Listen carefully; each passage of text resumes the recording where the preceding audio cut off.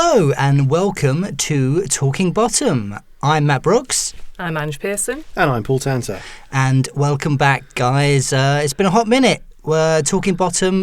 We have been very busy writing our fucking book that has taken years longer than we thought. We'll get to the book later, won't we? Sure. But we are back. We're back with a couple of episodes right now, and then we're going to have a full series a little bit later. But this episode is focused mainly on the Slapstick Comedy Festival. It's in its 20th year. We went to see it in February at the Bristol Old Vic. And we had a lot of fun, didn't we, me and you, Matt? Unfortunately, Paul couldn't make it on the day. I was busy working, as one does, and I was very sad not to be able to make it. Unfortunately, even though it was on a Sunday, thanks to train strikes, I couldn't be there because I had to be in Liverpool the next day, and I couldn't risk not being there. And I really wanted to because, obviously, there was 2 talks that you guys went to. That's right. There was the Nigel Planer, that's Really Heavy Man, hosted by Robin Ince. It was a great chat, which we'll obviously go through. And then there was... Which sounded appealing, but the other one... Yeah. Nothing against Nigel Planer. Nigel, you're definitely appealing. But the other one I really, really wanted to see. And I'm jealous that you guys got to see. What was it? Well, Nigel Planer was on that one as well. That was a Rick Mayall-centric one called, I can't remember. Which was Rick Mayall, Anarchic Genius. And that had a surprise celebrity guest, which we didn't know about until right as it started. And anyone who's in the audience there was some drunken idiot who cheered out, yes, when it was announced. That was me. Ben Elton showed up as a complete surprise. And well, that's great. Yeah. So I believe Robin Ince was sort of chairing it. And so the 2 guests that he was kind of interviewing / bouncing off was the co-writer of The Young Ones, who obviously worked with Rick on that, and one of the stars of The Young Ones, and also Filthy Rich and Cat Flap and various other things. So it must have been a good insight into working with Rick. I got confused there and thought you were going to say that Ben Elton was a star of The Young Ones. It's like, no. Well, he appeared in The Young Ones. Yes, not a star of it, but you obviously mean Nigel. Makes much more sense. Nigel Planer, absolute pleasure to hear talk. Did you meet him? Saw him. Sorry, is the way you said absolute pleasure. He was a charming man. He had a lot of funny stories and stuff, very laid back and sort of cool. Like, obviously, because Neil is very, very uncool. So what was the Nigel talk called again? It was Nigel Planer, That's Really Heavy Man. Okay, obviously. And it was focused on Neil, obviously, and all of Nigel's work. So let's talk a bit about the Slapstick Festival and what it's all about, because it's a 2-day event that happens in Bristol. Mm-hmm. It's been going now for 20 years, and it celebrates all sorts of different films, comedy that have happened in the last, since the 20th century, obviously, since the advent of movies. And do they always invite podcast hosts to go and see it? No. So we asked for tickets because we were really keen to obviously go and watch the Rick talk and obviously the Nigel talk. There was a later talk by Ben Elton as well, because he was given an award by the festival, but we couldn't stay that late for that one. Sorry, I just have to say, you've made me feel really old by saying that it's been going for 20 years, and then you said since the 20th century, and in my head I was like, but the 20th century was just a minute ago. No, wait, it's been literally 25 years. Okay, so now I feel even older. Anyway, so they were doing all kinds of talks about films, like going back to Charlie Chaplin. Obviously, Slapstick Comedy Festival was a wonderful event. But they had a whole thing on Dr. Strangelove as well. Like, they had loads and loads of amazing talks on. But we only made it to the ones that we were most excited about, obviously, with Nigel Planer in situ. And then we knew it was Nigel at the Rick one, but it was also Ben Elton. Let's talk about the Nigel chat. Robin Ince hosted it, and he's obviously a big fan of The Young Ones. So he had a lot to kind of glean from Nigel with his knowledge of being a fan from when he was a teenager. He was geeking out, which was nice to watch with Nigel. He did both, didn't he? He hosted both. Robin hosted both of them, and I think it's it's a topic dear to his heart, obviously. It's good when you've got someone who's clearly a fan of the subject matter. This is not a slight on anyone, but I've been to talks and events before where the chair is clearly someone who just does it on sort of a weekly or regular basis, and you know that they're just going off notes that's been handed like they're to reading notes off their hand that were just written down, or like an unpaid intern has done the research of Google and Wikipedia and handed it to them, and you sort of see them start out by going, and then of course in 2005 you did this, and the person will go no, and they go okay, moving on, okay. But Robin Ince he's a comedian for one thing, so he knows his comedy, but also he's a big Young Ones fan. Yeah, exactly. So he was really switched on, and he got a lot of nice chat out of Nigel. I think it was quite early in the morning, the first chat, wasn't it? It was quite an intimate theatre as well. There's probably less than 200 people in there? It was a bigger venue for the Rick one. Yeah, absolutely. But they showed clips and they had really nice chat about, obviously, the Young Ones and how Neil was a creation before the Young Ones, which I don't know if everyone knows that Neil was actually a character created by Peter Richardson and Nigel Planer. With short hair in his original incarnation. I think he's got a beanie hat on. He was a folk singer that would come on in between bits. They were doing skits at the Comedy Store and the comic strip. So this was when they were the Outer Limits, right? Yes. Okay. Yeah. So when they perform, they'd have Neil as this sort of, very much the Neil character coming on as a folk singer who'd come on, talk to the audience, do a little bit of crap singing, and, they'd take the piss out of him, basically. And apparently it was a character that Nigel didn't really like that much. He wanted to drop it, and Peter was the one who convinced him that they should keep Neil. Wow. So that's a really interesting nugget that came out of it. I thought I didn't know that. It's quite similar to Rick Mayall's first stuff with the Vanessa Redgrave's poetry Rick stuff. the Poet, yeah, exactly. They were doing all of that kind of stuff around the same time in the 80s. It's characters who come out, and Rick talked about being a fan of this in an interview, characters who are crap. Characters who come out, and I think Stephen Merchant did this when he was doing stand-up as well. It's a thing of like, you come out and you play a character who's not good at the thing they're doing. They're not good at being a poet or a folk singer or a comedian and interacting with the audience, but that's the joke. And to do that, you really have to be confident in yourself, because you can't come out and pretend to be shit if you are shit. You have to be really good you have to surpass through being good. You've got to go over bombing, haven't you? Yeah. And then play into that and expect a bomb and go with it. Is it right that that was the only character that Nigel didn't like doing because he had to interact with the audience? He didn't clarify as to why. I think he thought that Neil was just a bit naff. Yeah, I think was what came across at the time. Yeah, and then obviously now in hindsight, he was saying that Neil's actually the character that stayed with him all these years. There's a group of people in Catalonia that absolutely worship Neil. There are babies named after Neil, the character in Catalonia. He mentions how popular it is in Spain. People come up to him and quote the guy who dubs him in Spain, and then he just gives a blank look like, what are you talking about? Well, he's actually learnt a little bit of the language because he's been so used to. He's been invited to talks there, and I don't know whether he's been invited to any of the christenings of these babies. Why is it so popular in Spain, do you think? Apparently it's scatological humour. They're really keen on poo jokes over there, and they've taken the young ones to their hearts. But Neil is particularly. Does anyone know about the shitlog? Do you guys know about the shitlog quickly? Yeah, go briefly? on. What's the shitlog? So the shitlog, Christmas, you have different mascots throughout different places in the world.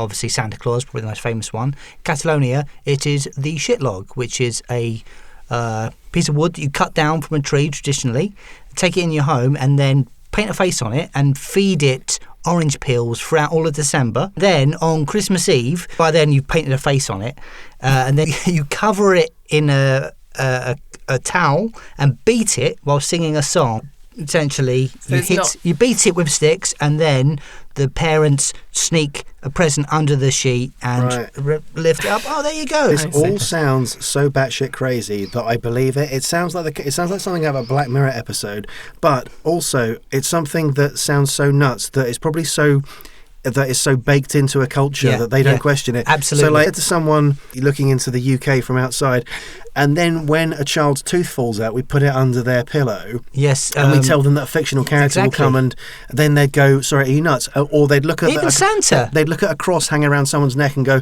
sorry, isn't that how you killed him? Would it be a gibbet if you hung him? But don't you think if you were to overanalyze Santa for an outsider, like a jolly fat man comes down the chimney, like we don't have chimneys, it doesn't matter. There's so many things that we normalise, and you it's mentioned weird. Orange peel then, Matt. Is there any link between the Neil orange peel? Neil orange peel. Why they're fans of Neil? Anyway, to take it back to what we should maybe this is the shitlog podcast, everyone. Yes. To take it back to what you guys were talking about, it's interesting that you say that the Colonians are particularly big fans of the young ones, because isn't it? I think I heard somewhere that in the Netherlands they're big fans of Bottom, and I think in Italy they're big fans of in Spain they're big fans of 40 Towers, where it's dubbed saying Manuel's from Italy or something. So it's weird that places that pick up on it's not Barcelona on UK comedy. Right, what else about a Neil orange peel? What else did he go over? He went over that. Well, Nicholas... he said that's the quote he gets parroted back to him the most in the street, and he gets things like 11:52, and it's not John, and he doesn't know what anyone's talking about. But it was with a lot of affection that he was talking about his time on the Young Ones. He said out of all the characters that he ever did, Neil is the one that has stayed with him, which was really nice to obviously hear him talk about. And Neil's heavy concept album was another thing that they discussed, which I had not listened to prior to going to Slapstick Fest, and I gave it a listen today, and it was really good. The music is amazing in it. It's prog rock. Okay, so if people don't know what prog rock is, can you give some examples of stuff that they've heard that would be like, it's a bit like this and this? No. Oh, no. You look blank there. Okay, all right. Well, prog rock stands for progressive rock, doesn't it? So as far as I'm aware, that's things like Pink Floyd. Right, and okay. like real kind Is of it as good as 70s. Pink Floyd? No. Obviously, it's not on the same level as Pink Floyd. Are the songs serious songs or are they comedy songs? So their lyrics are all Neil, and they're very, very comedic. Right. But the actual production values on the album are incredibly apparent. At the time, they were very, very well done. And they stand the test of time. It was really good music. It was produced by someone proper, wasn't it? Yeah, producer Dave Stewart. And he and Nigel ended up being on like Top of the Pops. He was and on stuff? Top of the Pops 3 times. Three times. Came out. Yeah. He got to number 1 with A Hole in My Shoe. Yeah. I don't know which time it was, but I saw somewhere that one of the times he went on as like a joke. That they always love dry ice on those shows on Top of the Pops. They got dry ice and they just started and they just kept it going until like the entire stage was full of smoke with him going, "No, guys, stop!" I think he talks about that, did he? Yeah, he played a farewell gig at the Hammersmith Apollo. Like absolutely at the time. Like Nigel joked, he was like, "I milked it," I would have loved to have been at that gig. He had all kinds of like little jokes. Like apparently there was a big banner at the back that was Neil's last ever GOG, oops, I spelt that wrong, don't print this bit, was written at the back of the stage. It's weird, isn't it? When you think of the young ones and you think of the characters and the longevity that the characters had, the one that always comes to mind for me is Rick, because it was Rick kind of dominated the show, and he kind of had that character. He's always had a kind of similar Rickish character all through his career. Sorry, I just called him Neil. I'm doing it there. Nigel's character, created before the young ones, and obviously the Rick character and Neil character was created before, brought into it, lived through it, and then had a life after it.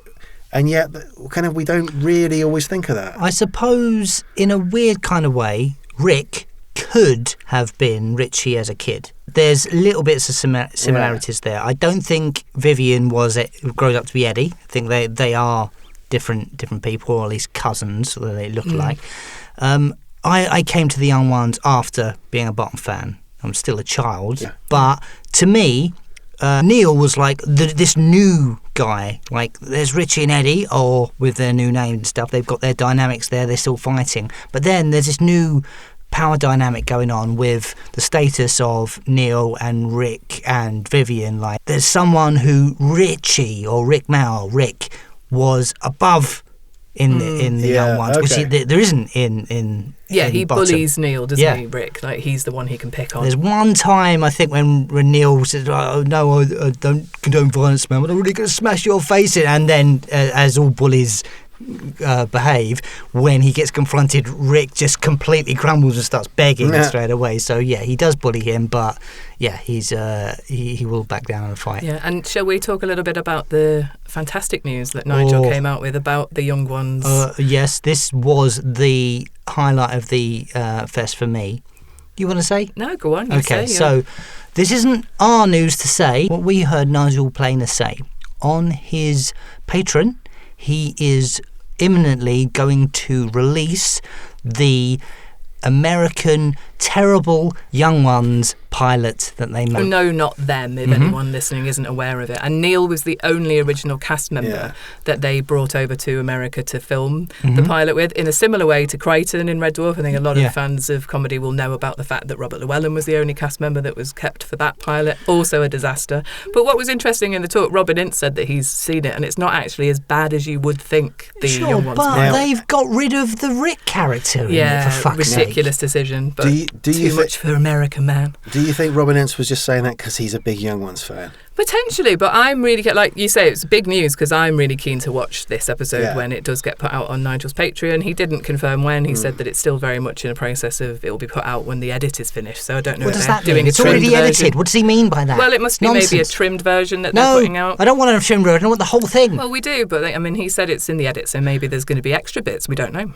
So this was the pilot of the Young Ones US version, which, as you said, Nigel went over and played the same character, much like Robert Llewellyn did, which I think is quite interesting that those guys were in their own double act, and they went on to do pilots of their very successful UK sitcoms in kind of weirdly aborted US versions where they were brought over, probably paid quite a lot of money to do it, probably had a great time in California, but ultimately ended up being something that never went anything. Well, Nigel said that he actually was glad when it didn't get the full commission because he was relieved, because it was actually...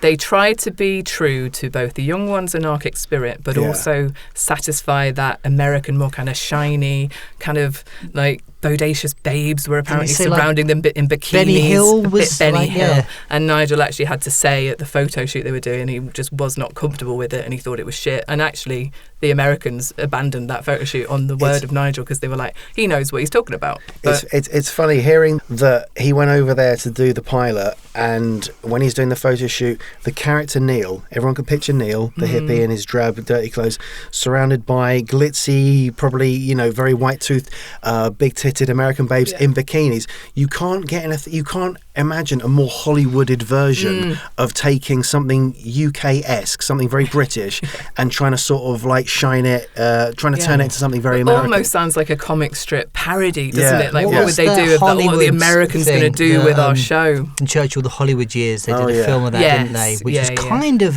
has a vibe of a comic strip presents thing, but it's not actually one, is it? Yeah, but a lot of kind of crossover in as you say, attitude and vibe there. But so that was great news that we got out of the Nigel chat. Talking of great news, we also saw a bunch of the great news stuff. The great news stuff, were they there? You mean bad news? Bad news stuff. Right. Great news, yeah. Do you want to do a different segue into that? Or? Great news makes me think of bad news, which is a very arduous link to the bad news tour and more bad news episodes of the comic strip. Saw a bunch of that stuff as well. He's recounted it in quite a few interviews, hasn't he? That Castle Donington dig. The sausages with bottles of piss. Yes. And 60,000 fans all actually loving them but throwing piss at them because they love them so much. And I don't know whether this is apocryphal, but I heard somewhere that apparently they were getting sheep's eyeballs from the local butchers to throw at them as well. What does apocryphal mean? It means like something, a story that isn't true but is told so often that it becomes fact. Okay. Yeah. And he said it was the most frightening gig he'd ever done, and it certainly looks it when you watch it. How many people was it? 10,000 at least? 60,000. 60. Is it right that it was actually, as a band, it was their first gig? They'd done rehearsals, but the first time they ever stepped up on stage, they captured on camera is the time you see them literally go from backstage, walk up the steps, big roar coming over, walk out on stage, 60,000 people, and once they start playing, the like that scene from 300 where the arrows just darken the sky, there's just bottles of piss just incoming. Yeah, because the comedy of being a shit band kind of doesn't last that long when on stage at Donington. The guy who, I'm not sure, at a music festival, it's not a compere, it's what would it be? The guy who was emceeing, I believe, was wearing like a crash helmet with a visor or something because of the amount of piss that was getting chucked at them.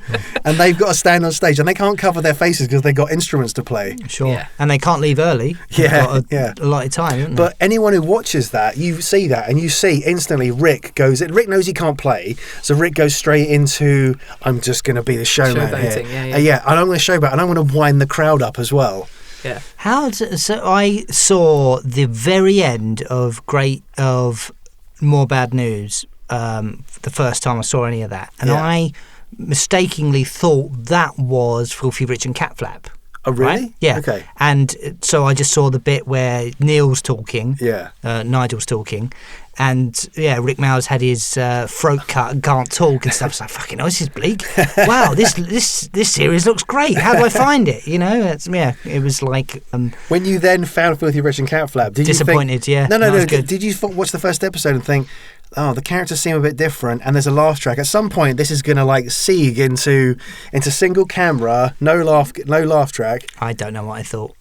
Maybe. So the bad news, Den Dennis character for Nigel, he obviously counted that he loved playing that. But he also did say a really interesting thing, which was that as an actor, he never actually hankered after being the rock star, which he said Ade Edmondson obviously was a very talented musician, and Ade sort of had that within him. And that one of the beauties of being an actor for Nigel was that you can change your look. So that's where he was happy to put Neil to bed. He wanted to play different characters. He didn't want to always keep this certain look, which obviously when you are a rock star, you sort of have to keep because it's part of your attitude, it's part of the band image. And that was, I thought, a really interesting thing that Nigel came out with, because that is so true, isn't it? That actors obviously want to transform and be chameleons and be very different characters. And that's one of the reasons why I think he obviously found Neil quite wearisome when people go up to him and say, but he finds it affectionate now, but at the time he was trying to find new things to do. And he did another character that I think most of the people would have heard of would be Nicholas Craig, which if you haven't been aware of his stuff, I actually haven't watched a lot of the Nicholas Craig stuff, but the clips they showed on the day were really funny. Like, it's such a great satire on the lovey darling. Yeah, so for anyone that doesn't know, who is Nicholas Craig? Iron actor. Nicholas Craig was one of the specials that they did. He was a really successful character for Nigel, which I think because we were children, obviously it was probably above like what we would have been watching on the telly in the sort of early 90s, late 80s, right? So he was a drama coach of a pretend actor. He was a bit like a sort of Simon Callow-esque actor who's very serious about the craft, darling, and it's something that I've got the book. And I've seen a lot of the stuff now. It's on YouTube. He's giving drama lessons and stuff, though. In characters, that's some of the content that he does. Yeah. But the character is something that's become, especially for the older generation of actors, they catch themselves being a bit of a lovey-darling, and they'll catch themselves and go, "Oh God, I think I'm being a bit him. I think I'm being a bit Craig." So has that become like slang within the drama terms? I think at a certain point in time it absolutely was, and Nigel said that actually actors really loved the character because they recognised it in themselves, they could take the mickey out of themselves. But I think there was a few things that they said in Nicholas's voice as about directors, and apparently some directors weren't necessarily happy because Nigel would be booked as Nicholas Craig to sort of give out awards like I don't know whether it was like the Olivier's or sort of big like film awards, and he'd take the piss before introducing who'd won. So I think he didn't make many friends in certain circles. Was the series called The Naked Actor, something like that? There's an image of him nude. They showed of him like sitting in the chair with like doing. There was that brilliant clip. Yeah, I can't remember the name of that special now. Fuck. Maybe we should research this before we did a fucking podcast. We were there in the talk. Yeah. Well, maybe. Do you want to say anything about that, or we just cut that bit? Okay. Leave it as is. Okay. I'd like to give a little shout out to a lady we met there called Ellie. Her Instagram is ellie.art.y. She's a long-time listener of the podcast, and she, for some reason, how much has she paid you for this? She's paid us a sticker. She gave me a free sticker. She came up and met us after the talk, and she gave us some lovely stickers because she does some artwork about Bottom and lots of Rick stuff. She'll probably be at the Rick Fest as well. Her Instagram handle is ellieart.y, and she's got lots of art of Rick stuff and League of Gentlemen stuff and all kinds of weird things. It was really sweet to meet her. Ben Elton. Yes, let's move on to the Rick talk. Anarchic Genius, which I was obviously most excited about. You were most excited about. Paul, you would have been excited about it had you been there. I wish I'd been there.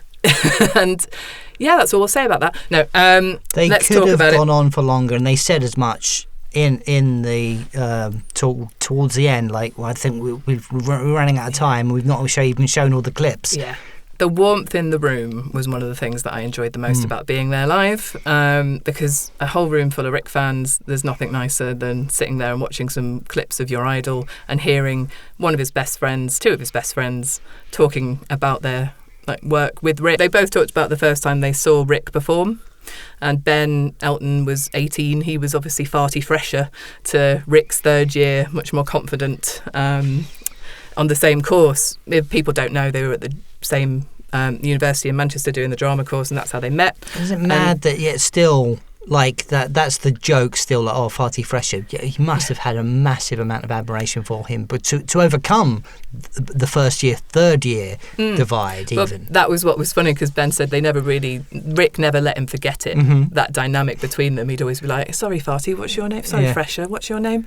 And you just know that was always done with such affection between them. And obviously Rick saw something in Ben, because they ended up working together, and Ben wrote the script for The Young Ones when he was 21, when he'd graduated about 6 months earlier. That pilot script. What have you done at 21 years old? Anyone else? Yeah. I've heard or read somewhere that, you know, Rick would always sort of do this leg pulling thing with Ben, but he absolutely respected the fact that from the moment he met Ben Elton, all through uni was like a prolific writer.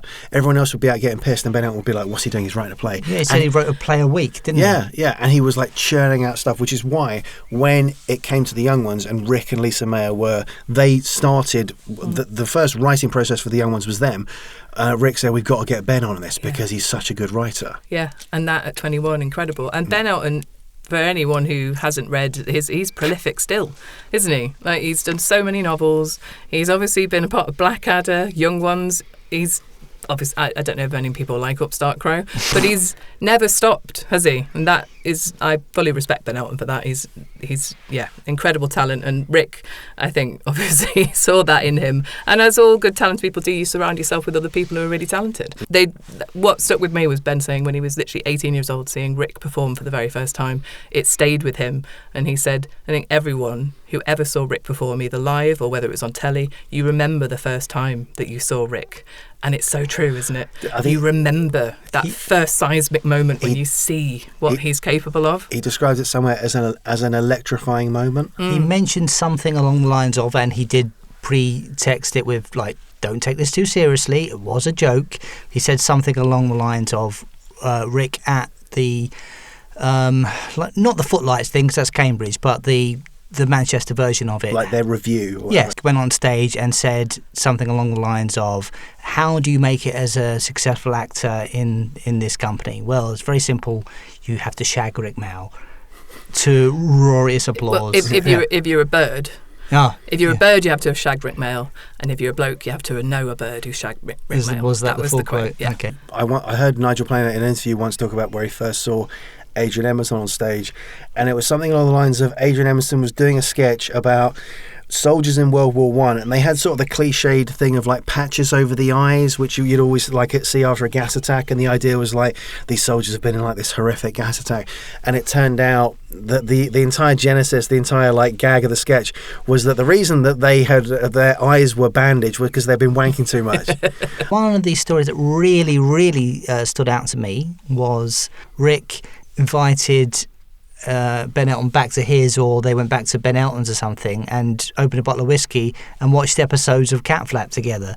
And Rick like, oh no, great, look at this, like a little bit tongue-in-cheek, I'm sure. Ben said, didn't he, it became a bit of a problem because he didn't want to rewatch Cat Flap. He found it, he just saw the faults that he, as the writer, I guess you would just see the faults in what you could have done better, whereas Rick wanted to, I'm sure, with a tongue firmly in cheek, just want to be like, oh, isn't this guy great? Do you think that part of Rick in that moment was worrying that this isn't as good as The Young Ones, maybe I'm on a downwards... No, I think if anything, he was probably trying to get Ben excited about the next project. Because I think it wasn't specifically said by Ben in this chat, so I can't say what year this would have been, but I think it was obviously between Cat Flap and pre-Bottom. So I wonder whether maybe Rick was wanting to say, what are we doing next, Ben? I think also when you've just made something, there's a real feeling of achievement. So you want to celebrate it and kind of... I do agree that there's an element of like, look, we've done this, let's move on to the next thing. But I think once you've made something, you kind of want to just have that moment of, even if it's not that good, you want to just kind of go, we did this. You get a bit, when you're so close to it, sometimes you can't tell if it is good anymore, and you just love it. You know that, you say that. I think deep down, I think deep down you know whether it's good or not. Really, I think a lot of the time when you're making it, not always. Sometimes you can be surprised, and sometimes you can be surprised either way. Sometimes you can be making something and you can think this is really good, and it turns out people just don't like it. Or you can be making something and you're like, and your heart's not really in it, but somehow it takes off.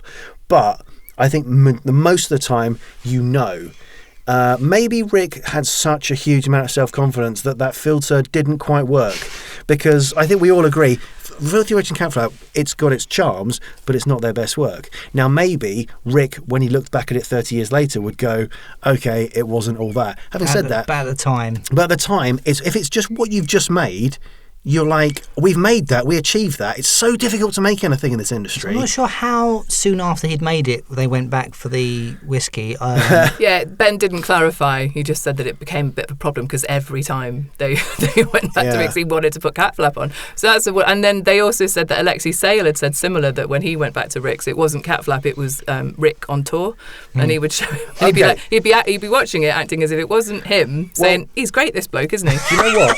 If it's someone who's continually working and each time they take people around, they're showing them the previous thing they've done, I think there's an element of pride in that. If it had been someone made one series 30 years ago and every time you go around their house, they're like, hey, come and watch this, come on. Look, this was on Anglia TV in 1986. That's what I mean. I don't think that it was in the sort of later years of Rick's life he was putting Cat Flap on for Ben. But he didn't clarify, so we'll have to ask him if we get him on the pod, guys. But I think it's Rick pushing the joke to the nth degree as usual, because he apparently also said, like, I won't watch it if I'm not in it, about a lot of things. But we know from having interviewed Kevin McNally, they had a Hancock night with Mel Smith. So I think that what did come across, that how much of a comedy fan Rick was. So he talked about how he was a Morecambe and Wise fan, a Tommy Cooper fan, how he loved Dad's Army, how he really strongly felt that they should only ever do 2 series of the young ones because Fawlty Towers had only been 2 series. Rick was a purist, what Ben said about comedy. There was a lot of stuff written about that they hated the old guard and they're like this new rock and roll thing and fuck everything before us, but as you say, well, he was saying that wasn't true, and that was what was put upon them by journalists at the time, and still really today you get this sort of feeling that the young ones was this, crashed onto the telly in order to smash its way through the establishment, and they were actually trying to do their new take on 1980s life, but they were taking inspiration from all those that had gone before them. We know they love Laurel and Hardy. We know that they love Steptoe and Son. The good life stuff. There's a parody in the young ones. Yeah, Ben actually said he sort of semi-regrets that because they weren't wanting to be mean, and it was a good show. But what they wanted to point out was that there'd been this shift in sitcom that was much more about middle-class families, whereas the 60s was Steptoe and Son, The Likely Lads. There was a real affection for the working-class comedy that had been celebrated in the 60s. And in the 70s, there was just a lot more The Good Life, Terry and June, those sort of more middle-class. Is pretty absolutely. Previously, there'd been like a post-war sense of community within the country, and now that was kind of...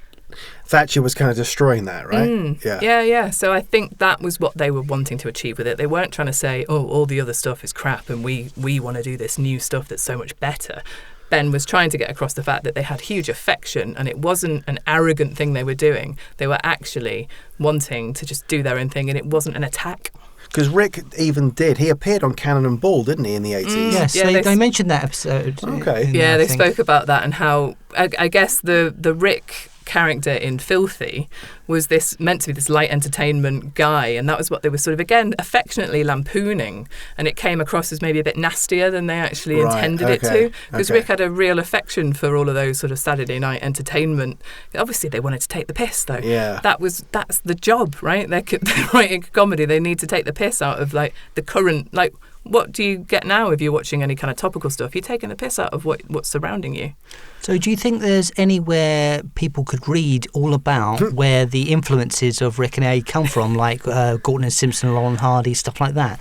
Are there any books about? I'm sorry, is an advert kicked in that we're not aware of? Obviously we have talked about this in the Talking Bottom book. That was one of the reasons why it was a delight to see Ben Elton mention all of the heroes that Rick had.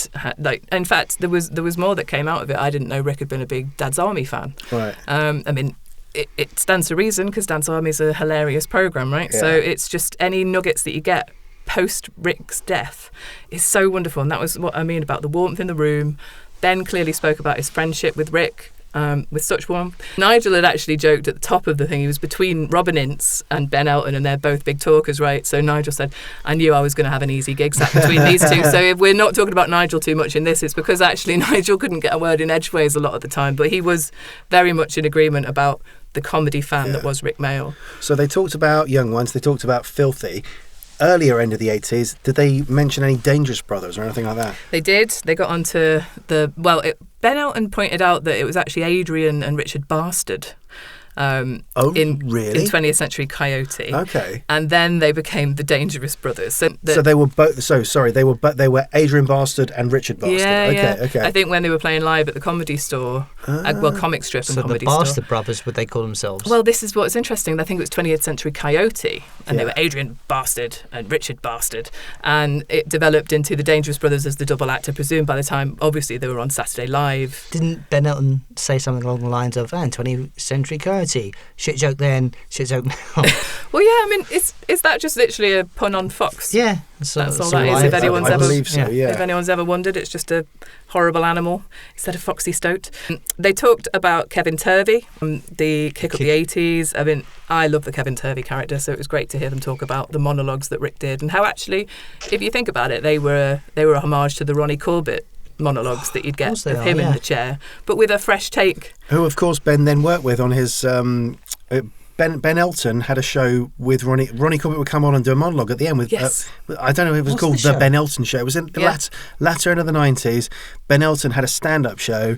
Ronnie Corbett would come on and do a monologue in a chair at the end. Ben's spoken about how he wrote for one of the greatest honours of his life at that point was writing for Ronnie Corbett. Oh wow, really? Because he wrote the monologues, or at least he had an influence, and obviously Ronnie maybe put in his own jokes. But yeah, he has actually spoken about that. About how much that was an honour to be writing for Ronnie Corbett at that point in his career. So there's a link, or at least a comparison to be made between Kevin Turvey and Ronnie Corbett, the frustrated monologuer who never gets to finish the story. Absolutely. That was the inspiration, I presume. But obviously, Kevin never gets to the end of a story, never sort of gets it. And that is the joke, isn't it? That he never actually gets to finish it. And the clip they played was the one where it ends with the bomb. I've heard stories, I think it's from Roger Sloman, talking about, he was on Kick Up the 80s, wasn't he? That Kevin Turvey's monologue was being rewritten by Rick the morning before. He was still making little notes and stuff, and Roger, what the fucking hell is he doing? Mad. It's so unprofessional, but then it's really good.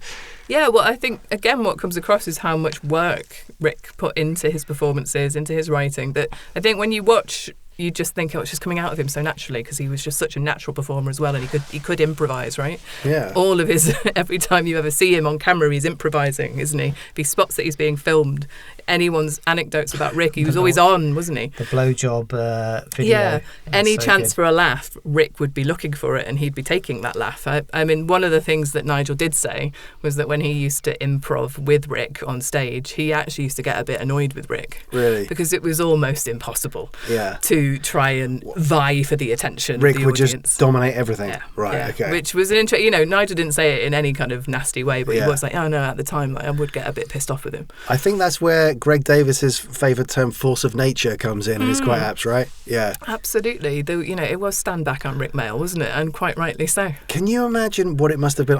When I was growing up through the 80s and 90s, I would stay up late to watch Whose Line Is It Anyway on Channel 4. Can you imagine what it would have been like to have had Rick on there improvising? Absolutely, yeah. Would it have just have turned into everyone stand back, Rick Mayall's here, Rick Mayall's going to fucking dominate everything? They spoke briefly about Bottom, but Bottom Live, more so the live shows. Which brings us on to Bottom, which of course what our podcast is about. And at the Slapstick Fest, the live shows are what Ben and Nigel both talked about more so than Bottom. They didn't get time to show any clips because they talk so much about... Rick has such a huge, incredible back catalogue. They could never have got through all of it, could they? But what they were talking about was how Aid was doing exactly what he needed to do in order for Rick to do what he needed to do. And there's something in that Aid is actually the only person who could ever match Rick's energy, but he wasn't matching it, was he? He was allowing the space. Setting him up, yeah. He was allowing the space for Rick to do what he needed to do to get the laughs. It's not quite a straight man... funny man thing, when you watch The Dangerous Brothers, it's an absolute attack on you, isn't it? I would have loved to have seen them live, because they were saying you'd see it on the telly and it didn't always translate on Saturday Live because it's almost too much, but live in the room when you saw Rick and Aid perform together, that double act, that energy they had, it's peerless. Ben Elton said that they were peerless as a double act, and we obviously wholeheartedly agree. I get the impression when it comes to the live shows that Ed by spoke about this when we said to him, "Oh, of course you directed Hooligans Island," and he said, "Well, actually, I didn't direct it. I just went along and I supervised / directed the recording of it." He said they directed it themselves. And I get the impression, nothing against Rick, but that Rick would be too manic and not wanting to focus on the minutiae of the directing, and probably want to be more over his performance, and that Aid seemed to be more the controlled and focused of the two. And this is partially evidenced by the fact that he directed Gestas Paradiso. I suspect that Aid was the one who was generally the bigger driving force and director of the live shows. Absolutely. And being all over the details and that kind of thing. Nigel said actually that when he worked with Aid on Vulcan 7, which was a play pre-pandemic, but not that long ago now. We've seen that. Yeah, separately, we saw it. That he realised then how into the logistics Adrian is, right? How he's across everything technical. He's absolutely meticulous, and he does so much work behind the scenes in order to make the show as good as it can be. And he absolutely must have done that for the Bottom Lives as well. And it comes across in the performance. And I think what their energy that they brought to live performance is the partnership that they had together. It's a yin and yang, isn't it? They matched each other. It's complementary. Absolutely. Each has different strengths, but when you bring them together, it makes a perfect sort of union. Yeah, absolutely. And that kind of stardust that creates a double act. 1975 when they met each other in university. You can't manufacture it, can you? Do you think they both got an erection when they met each other? Well, Aid talked about it in his autobiography, that he'd seen Rick sort of a few steps ahead getting onto the bus, and he was like lighting a cigarette and flicking his kind of hair around and being just, he actually thought he was a bit of a, well, I don't know if I'm quoting him bad, but a bit of a knobhead, basically. And then obviously they got to know that they had exactly the same humour. Have you ever I found this bonded. Personally, every time I've met some of my really close friends, I've hated them. The first thing I've met. What are you trying to say? Yeah. That's interesting because I sort of hate people the more I get to know them. Oh. What are you trying to say? I read somewhere that Aid Edmondson said that he laughed at Rick Mayall the first time he saw him in a class because when they were all in their class at uni, and when the lecturer came in, Rick was the only one to stand up out as a mark of respect, and no one else did, and that just told Aid something about where Rick had come from. That's really interesting, isn't it? Yeah. So actually, Rick, I think they talked about much of Rick's personality and his comedic genius, but they also talked about Rick and the big heart that he had. At the end of the talk, Ben actually got really quite solemn, didn't he? And I found myself welling up a little bit because he recounted a story about how there was a young fan who was...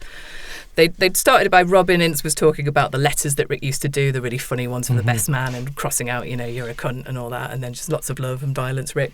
But when at a stage door once, Rick was met by a young fan who was terminally ill and was asked to sign an autograph, and Ben has told this story in several interviews about how touched he was by it because he thought, I don't know what I would do in that situation. And Rick just brilliantly had in his head and at the tip of his pen, young one should never be afraid.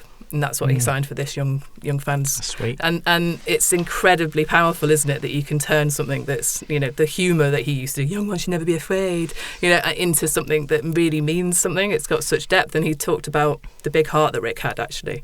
And I think part of that standing up for the teacher in class, there was a part of Rick, I think, that was absolutely someone who wanted to toe the line in some ways, right? Or he wanted people to know that he was all right. He was nice, I think, about Rick. He had this fake arrogance, didn't he? It wasn't the reason he got away with that confidence was because we all knew it was sort of a joke. It was an act, right? I think I worry sometimes that if people watch old clips of Rick, they might think, oh God, he was a bit much. But he really wasn't, because when you're actually in on the joke, there's nothing more beautiful, is there, than when Rick's doing his little "it's me" when he arrives in the set in Blackadder as Flashheart. That's just, it is Rick, isn't it? But it's Flashheart, and it's all just part of the joke and the character. And he's done that in his autobiography. so much of Rick's autobiography is almost impenetrable, isn't it? Because it's written in this Rick Mayall character over the top way. And in the talk, Ben talked about how it was Rick's idea to keep killing milkmen in Filthy. Yeah. And it's like, It was only one that was killed. There was only one that was killed in Ben's original draft, and Rick wanted to push it to the most anarchic thing. Let's kill more milkmen. And Ben did say, I think that was maybe one of the reasons why Filthy didn't quite work, because it was almost too much. Whereas with, I think, Rick found his groove with Bottom, with Aid, when they actually could go to the interesting, heights isn't it? There's of young Richie ones, mania, and it worked. Young ones, it's them establishing their voice and stuff. Then he now has some fame and credibility, and so maybe that went a bit far. He got a bit carried away with it in Cat Flap, and certainly he's playing a character that is that someone that's too big for their boots. Then Bottom, he's believable as a loser, isn't he? It harks back to what you were saying, Paul, which I think Ben Elton touched upon, was that playing someone who's slightly crap, and that's the joke, isn't it? Whereas in Filthy, he's meant to be crap, but also somehow a star, and I think that's what doesn't quite work in the chemistry in Filthy. The character's got money somehow, hasn't he? Yeah, from some royalties or something. I think you don't quite believe that Richie Rich is this star that everyone is actually booking for shows. Do you know what it is? I think it's partly the character, although he has moments of doubt, he has too much confidence. So when the status is different, isn't it, of Richie and Eddie? When you look at Richard, he'll do this mock confidence around people because he wants to be he wants to be seen as it, but it's all a facade and it crumbles really quickly. And not wanting to go too deep into other shows and everything, but Blackadder, the first series, I think that's what's wrong with the dynamic with Edmund. He's too stupid. He's too stupid, isn't he? He's too sort of, it's a bit Richie Rich, isn't it? It's actually just not the quite right dynamic, and then they worked on it and they got it. I mean, they basically in that one, Baldrick was the clever one and Blackadder was the idiot, and they flipped them, didn't they, from going forward? Yeah. And isn't that interesting that that? I mean, obviously, I'd love to pick Ben Elton's brains about this one day. Maybe we will get him on the pod. It just never happened now. When the series wasn't very good, very expensive. We'll give you another go.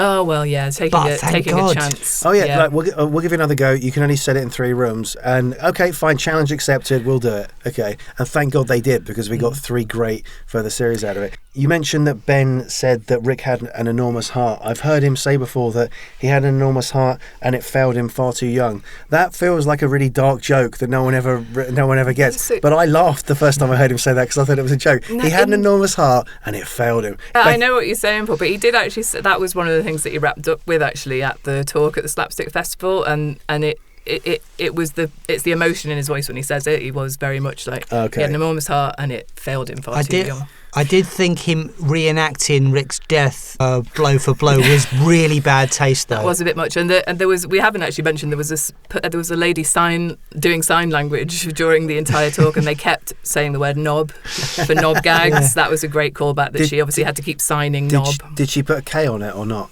We couldn't actually tell. Yeah, I have to learn that. No, it was just sort of a. What was the gesture? I can't remember anyway. Just a knob. Probably a knob shape. Just a quick wanking. I'm doing a wanking gesture for anyone who's listening. So would you say overall it sounds like it was a really interesting talk? Yeah. They had a Ben Elton chat later on that night, which I really wanted to stay for, but it didn't start until 8 o'clock and it was in Bristol, so I had to get back to London. But I do have a little nugget from that show from a lady who is a listener to the podcast. She's called Elaine. I hope I'm saying your name right. Elaine was in the Ben chat and she messaged me afterwards to say, sorry you couldn't make it to the Ben chat, but she said they didn't really talk much about Bottom. It was very Ben focused, obviously. But there was one little nugget that Ben did talk about, which was how when in 1979 he went to the Edinburgh Fringe to watch Rick and Aid do Death on the Toilet.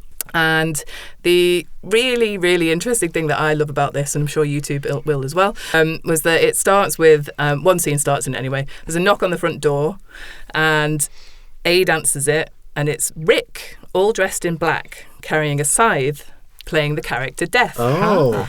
And Aid asks, who the fuck are you? Rick replies, I'm Death. And Aid says, oh, right. Who the fuck are you? So that same gag recycled it. But yeah, it's not the exact same, is it? It's like, I'm deaf. Why couldn't we have found this out before we locked the book? I know. So yeah, that was a really nice little nugget about Bottom that we obviously weren't in the room for. So, but I thought it was nice to share with everyone. So thanks very much to the Slapstick Festival for having us. If anyone wants to follow Slapstick Festival, they can go on Instagram. It's at Slapstick Fest. I believe that's the same on their Twitter and Threads. Slapsticks, and if you want to find their website, because they are there every year, it's slapstick.org.uk. And again, we're running out of time to talk about everything, aren't we? But we will be doing a series talking about Rick's characters is what we're planning on doing next, aren't we? Yes, so we're going to milk another series. We're going to kill another milkman. No, we want to do we've been talking about it for a while, and obviously we've been concentrating on finishing editing, proofing the book. We're delighted to say that is confirmed for the 3rd of July release date.